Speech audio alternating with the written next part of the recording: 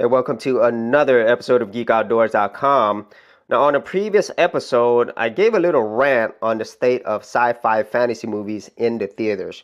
And my whole point of that was that I didn't think that most of the modern sci-fi fantasy movies, they really weren't anything unique and they really weren't anything compelling. And what I mean by that is the fact that whenever you leave a theater watching a sci-fi fantasy movie, to me, the good ones are the ones that make you think way after the movie, make you think about the concept, the ideas, the characters, whatever it might be.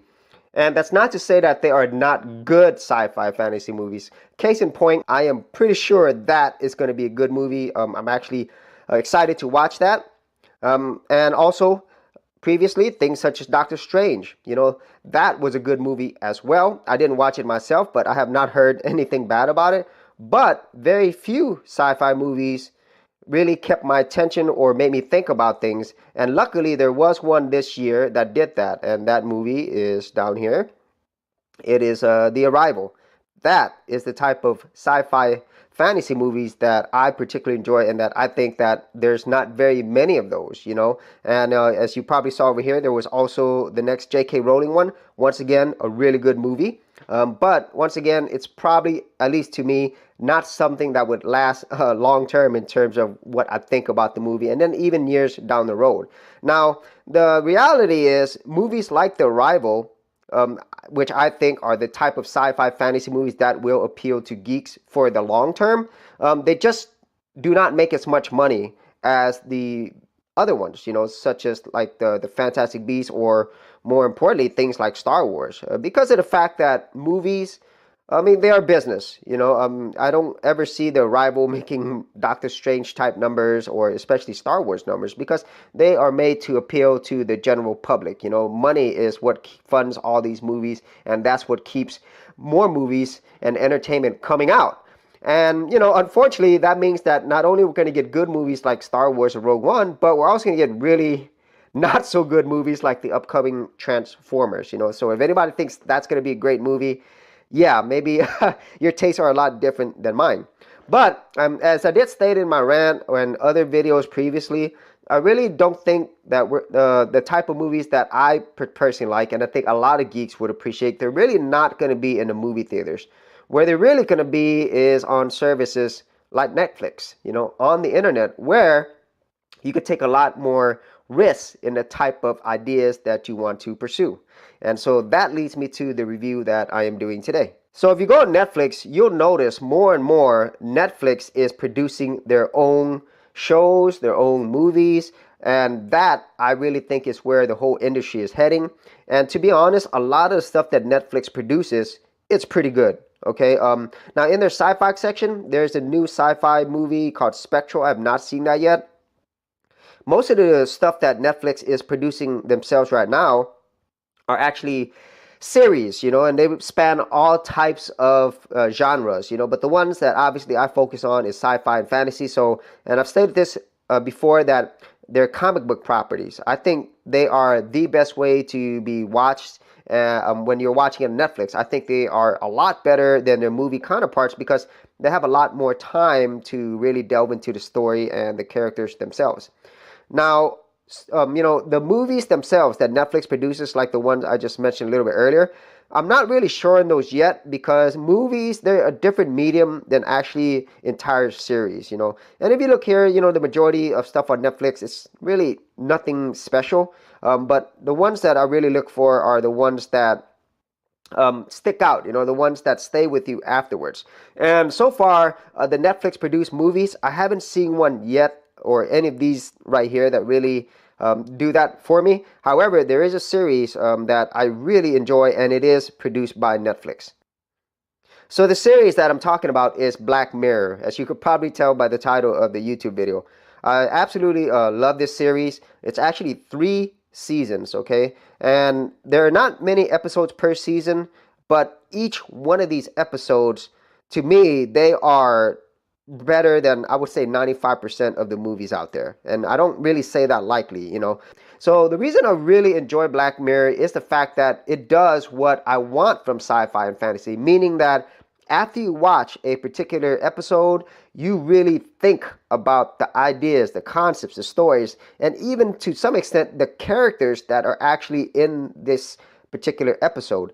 And what I really enjoy is that a lot of the things that they talk about, it's something that could really happen, which is really scary in one case, but in another case, it's like it makes sense, and I really enjoy that where they're putting in reality-based concepts in a way that makes sense to people in 2016.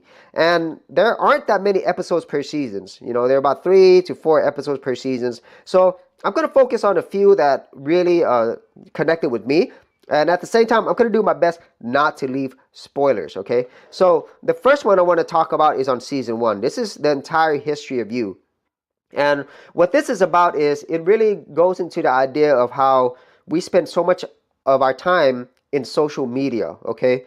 Not only of the fact that we love the attention that we get on social media, which just really highlights what this is about, but also our reality, okay? Because when we're spending so much time in these internet-related media, we tend to live our lives through there. That dictates a lot of how we live our lives, and also it dictates a lot about who we think we know. And that is a concept that is done really well in the entire history of you. And as a matter of fact, there's some really heart-wrenching twists in this, although it's really not a twist when they tell you what's going on, but it's really like funny to see how the whole social media aspect, the whole history of it, ends up affecting these characters up until the end, and the reasoning why they did everything in a lot of ways.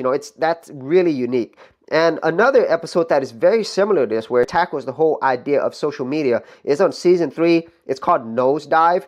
And this one really gets into the whole aspect of attention, okay? So if you are on social media, or even if you're on YouTube or whatever, we all want attention, Attention is a form of currency, in my opinion. It's not just money, it's attention. And in this case, in Nosedive, the amount of attention that you get dictates the class that you are in this whole new modern world. And that is something that I could really see happening once again, just like the other episode.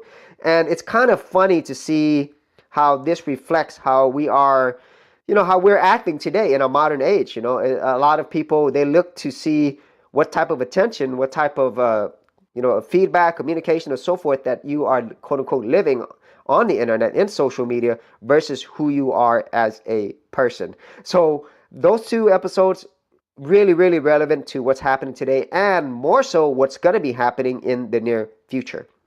Now, another one that I enjoyed is San Junipero, and also Men Against Fire. These are very, very similar, but not exactly, okay? And both of these episodes deal a lot with our reality, okay, or our perception of reality.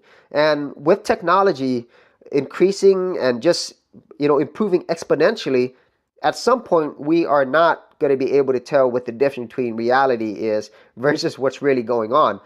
Very similar to the whole concept of the Matrix, and it's very believable because our human minds, if you give it the right perception, the things to absorb, then your mind cannot tell between the difference between reality and things that are fake. So in this case, both of these episodes, San Junipero and Men Against Fire, it really takes that concept to the next level, and they are completely different stories in their approaches. However, the concept there is still the same, and I enjoyed those a lot. Now, I would say Men Against Fire, it is more of an action-based episode, a lot of action there, a lot of bullets, a lot of killing. And San Junipero, it's more of a relationship-based episode, okay? So it's a lot slower in pace, and, it's kind of like retro in a way as well. Yeah, so overall, there are other episodes here. Like I said, there's not too many. This is an excellent, excellent series. I wish more movies were as good as this particular series. So if you haven't seen it, go check out Black Mirror. Watch as many episodes as you like. There's really not too many. So I think if you spent maybe like a whole 2 days, you could probably binge watch all this and really take time to absorb it. So this is one of the cases where entertainment here, it really like makes you think, and that is not something that's very common, whether it would be in entertainment or any other types of media. Okay, so that is pretty much my overall review of the Black Mirror series.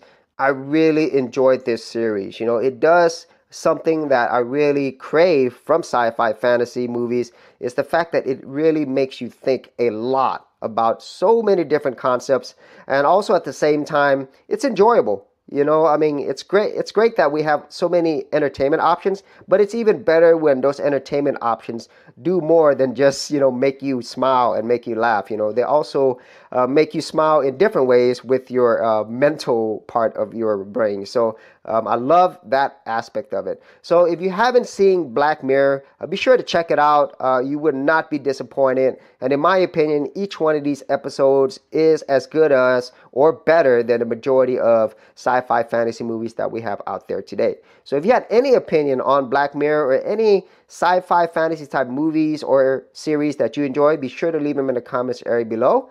And don't forget, if you did get value out of these videos, be sure to leave a like, subscribe. See you in another episode. Thanks for checking out this episode. And as always, if you like these videos, be sure to click on the subscribe button. And for full written content, audio content, and additional geek stuff, head over to geekoutdoors.com, and I'll see you outdoors on the very next episode.